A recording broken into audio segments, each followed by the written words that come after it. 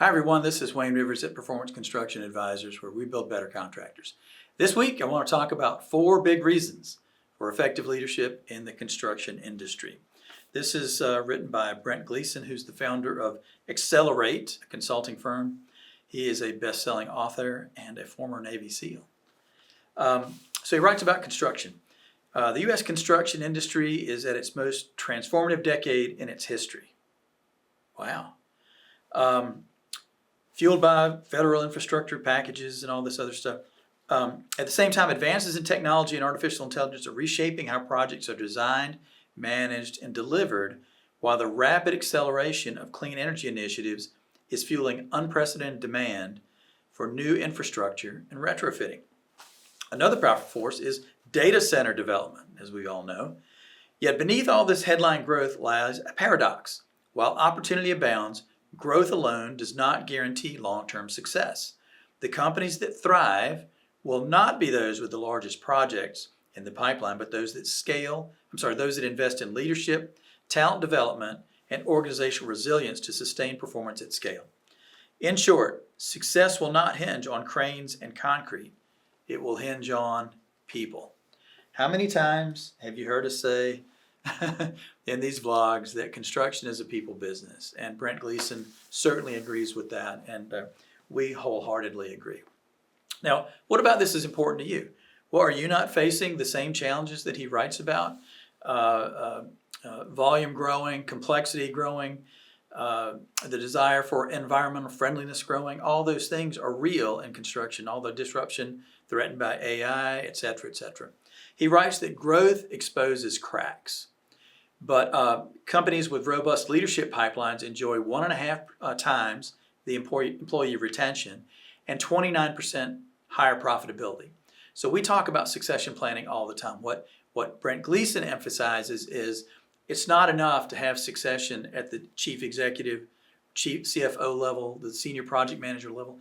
It's important to have succession planning throughout your organization in every position at all times. So instead of defining yourself as a builder, let's say, or a site development company, you might start to think of yourself as a people development company, because that's what's going to make the difference in the super successful contractors in the future versus those that may lag a little bit. It's not checking a box. He says to embed leadership, development, and competency growth in all layers of the organization. 4 tips from Brent Gleeson. Number 1, safety, safety, safety. Kevin Albanese had the greatest quote on safety. He didn't even remember he said it, but it was so beautiful that I remember it like it was yesterday. He said, safety is all about courage and grace. The courage to call out unsafe behavior when you see it, and the grace to accept that someone's doing that in your best interest. Safety is all about courage and grace, and I think that's the perfect way to look at it. When people embed better safety practices in the organization, Gleeson writes, their incidents fall by 20 to 50%, their productivity improves 15 to 25%, they have, guess what, this won't shock you, higher morale, and they have better client trust, because the client knows there's not going to be an issue on that job site on a particular day because of poor safety practices. If you're going to be in the people business, you've got to get your people safe home from work every day. Number 2, reduced rework. Now, for the trade partners out there, rework is a nightmare. Eliminating rework requires continuous feedback and improvement. So I went to see the Blue Angels this past weekend, and one of the things that's unique to the Blue Angels is they do a deep after-action report after every practice flight, after every real flight or show flight, and they are relentless in saying, I was a foot from where I was supposed to be, or I was 8 inches from where I was supposed to be, or I was late coming in on that.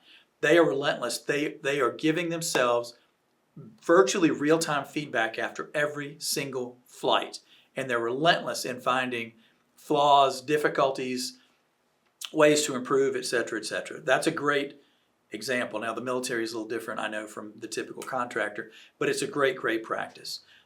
He said that if you have this constant feedback loop, you can eliminate rework. You can reduce rework by 30 or 40%, which would be a tremendous profit boon. Number 3, build careers, not just jobs. This is scary. Nearly 40% of the skilled workforce will retire in the next 10 years. That is terrifying. And where are the replacements for those people going to come from? That is one of the huge challenges. So it's not just signing bonuses. It's not just employee referral programs. It's onboarding. I remember telling the story about my son who went to work for a rather large regional contractor. Now I'm trying to remember. They were in the insulation business. And he went in for his first day in work, and there's nothing. There's nothing. And the guy that hired him was so busy that day, he said, just try to absorb as much as you can. That was the onboarding experience for a significant regional contractor. I couldn't believe it. I just thought it was awful. And so you've got to make the employment experience, right? We talk about the experience economy. You've got to make the employment experience sound enough to cause people to want to come back to work every day, because they have choices, don't they? Okay, onboarding, mentorship, all those things are important in retaining your people. The 4th thing, invest in talent pipelines. Our most progressive contractors have multiple full-time recruiters. They are looking at HR and attracting talent as important enough to hire professionals to focus on it 40 hours a week. The folks that are still out there needing a project manager for the biggest job they ever, those people are in a little bit of trouble. You've got to be looking at talent as a pipeline, something that you don't do twice a year or when someone retires. It's a constant pipeline. When you find talent, get it, and find a place for them to help you get better. Do succession planning at all levels of the organization. And the human side of your business is going to be the decisive side of your business in the coming years. Let me know what you think. wrivers@performanceconstruction.com. Pros, cons, agree, disagree. We're ready for all of it. This is Wayne Rivers at PCA, where we build better contractors.